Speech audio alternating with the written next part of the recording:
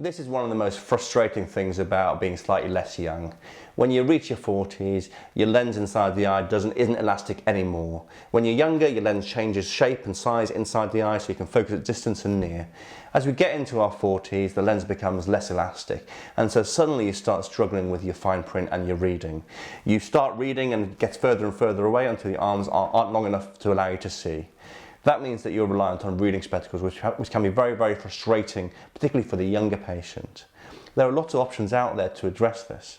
We can take out the lens inside the eye and replace it with a new lens, and these new lenses have concentric rings on them to focus the light for distance, intermediate and near.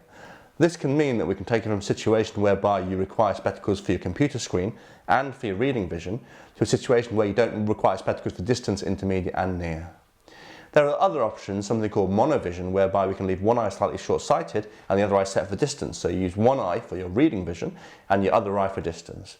It doesn't tend to give you complete independency from spectacles, but it certainly can be a step forward. So there are options that can be done.